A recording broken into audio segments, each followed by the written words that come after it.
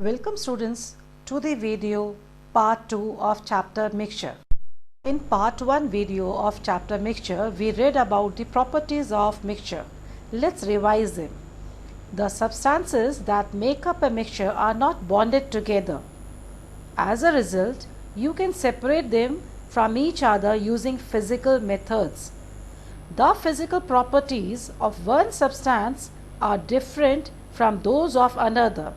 You can use these differences to separate the substances. In contrast, you can separate compounds only by a chemical change that breaks the bonds between the elements.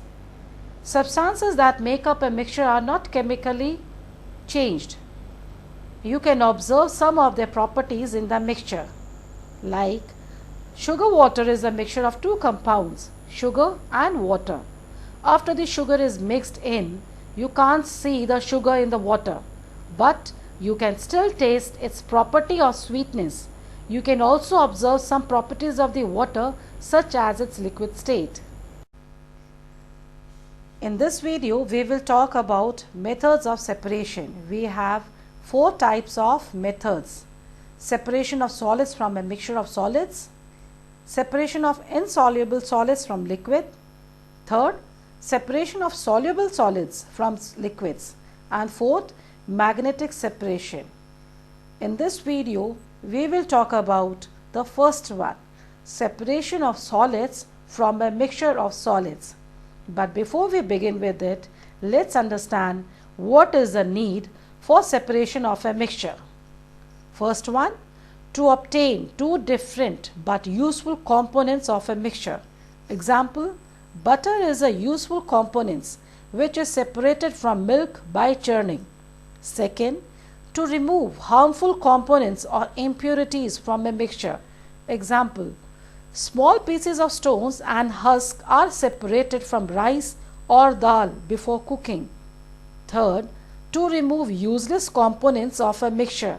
Example, tea granules are separated from tea. Hand picking. It is the simplest method of separation of substances. This method is used only when unwanted material is in small quantity. Moreover, shape, size or color of the unwanted material is different from that of the useful materials. For example, pebbles, broken grains and insects are separated from rice, wheat and pulses by hand picking. Activity number 7 on page number 41, to separate different colored dals. Here we take a tablespoon, different dals of different color, yellow, green, black, pink, etc.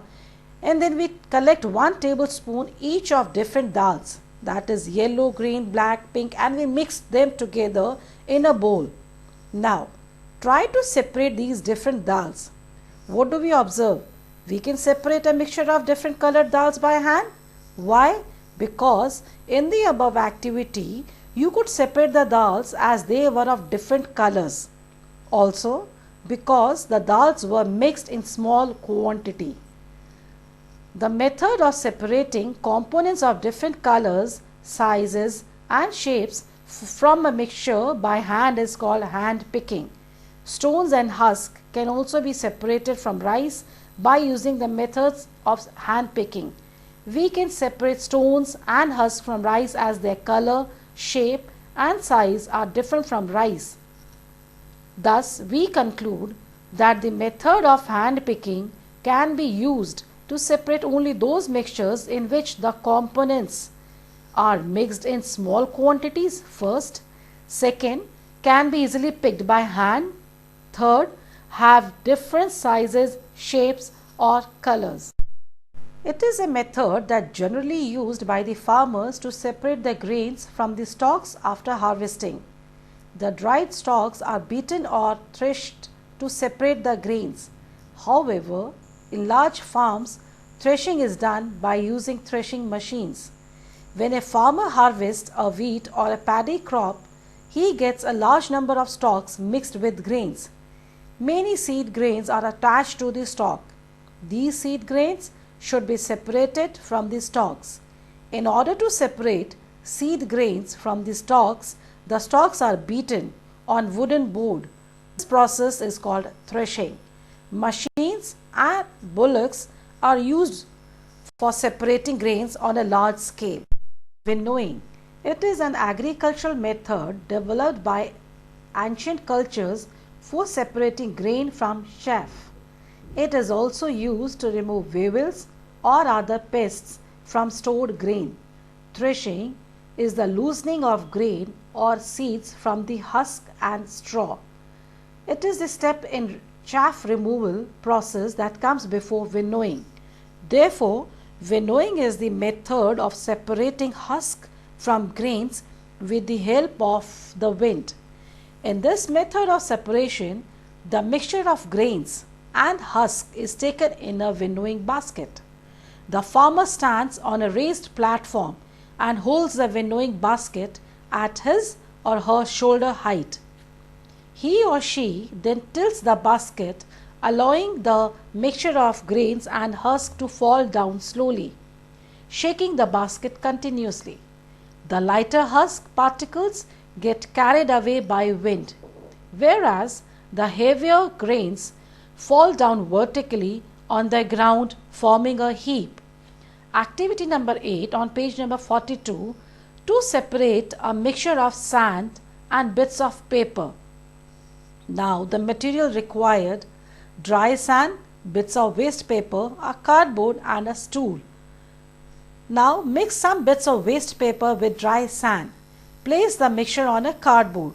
Now stand at a higher level from the ground and allow the mixture to fall down from the height, just like a farmer would stand on some shoulder or would carry the winnowing basket at shoulder, and then keep it shaking the cardboard continuously, and then let's observe, do the bits of paper and dry sand falls at the same place?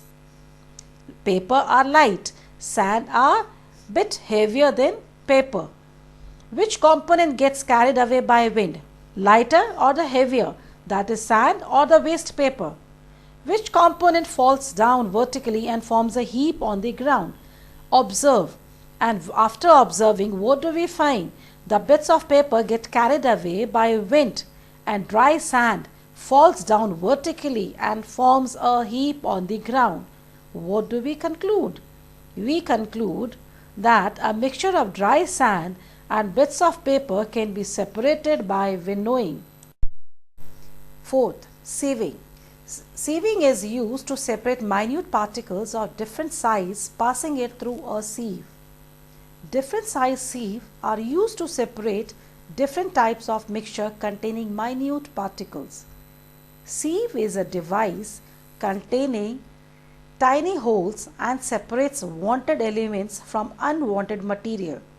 Here we have two examples: sieving of flour, and second, pebbles and stones are removed from sand by sieving. Now, could we use this method if the size of the pebbles and sand was the same? No. Why? Because both the pebbles and sand would pass through the sieve if they both are of same size. Thus, we can use sieving as a method of separation only if the components of a mixture are of different size. Sublimation. Most of the solids substances, when heated, changes into a liquid and finally into vapors or gases. This vapors on cooling first forms liquid and finally the solids.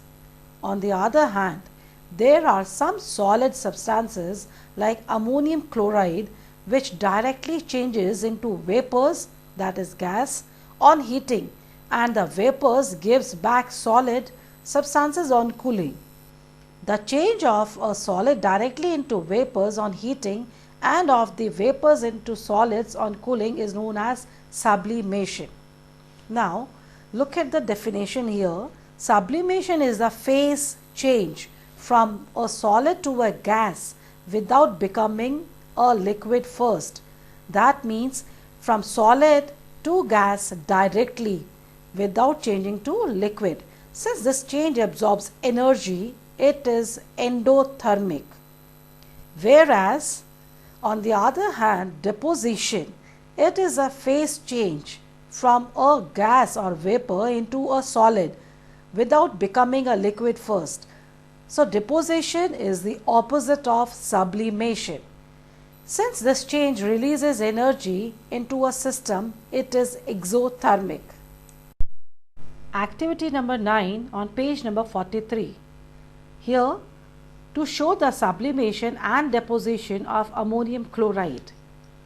The materials required are a china dish, a glass funnel, ammonium chloride, a tripod stand, a wire mesh, a burner and a piece of cotton.